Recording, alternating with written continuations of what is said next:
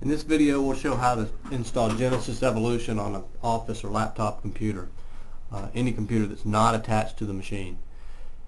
When you insert the CD with Genesis Evolution on it, it'll come up, once it's recognized, it'll come up and have this language, choose your language set up. English should be the default.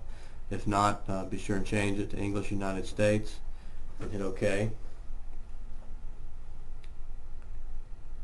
And as it goes through the install, a lot of these, the prompts are very like typical software installations, but be careful that you read each one and make sure that you don't just click past a couple of these. I'll point out these as we go along.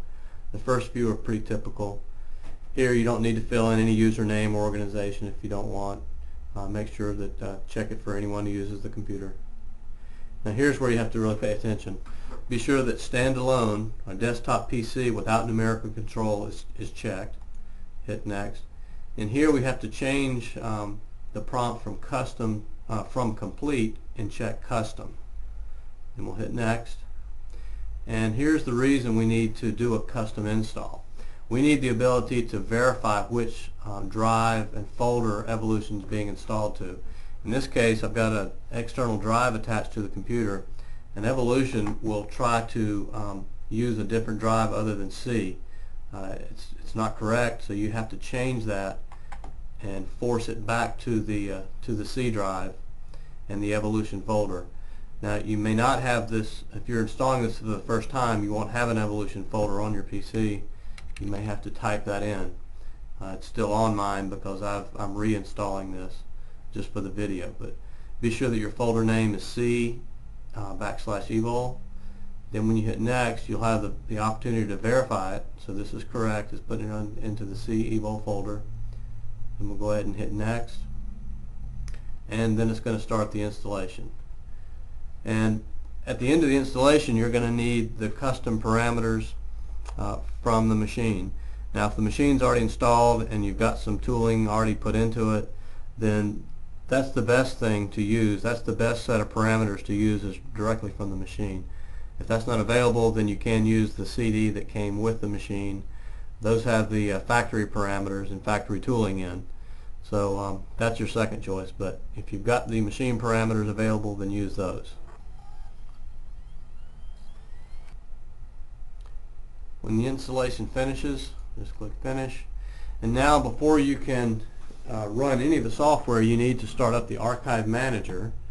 And to do that, we'll just go to the Start button.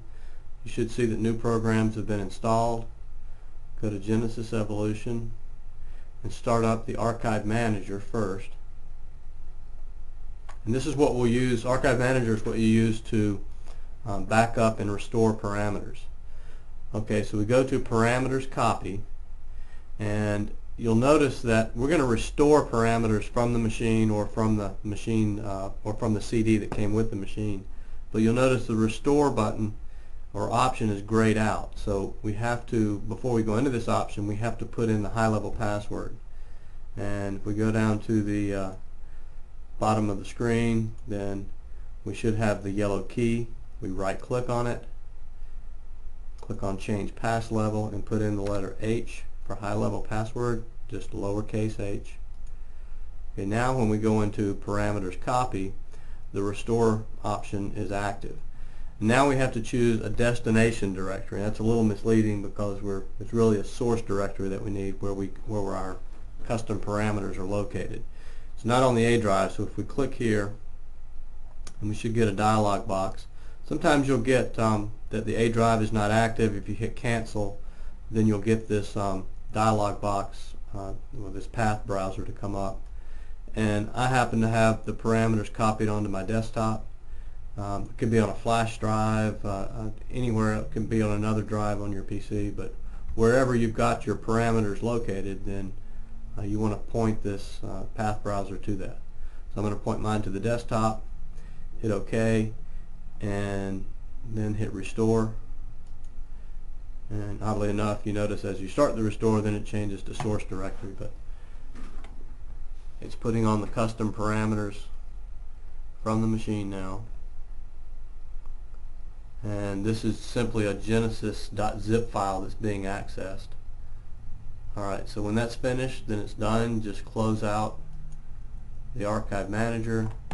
Now you can go back to Start, Programs, and you should be able to open up any of the programs, the Control Editor, or any of the other programs that you need.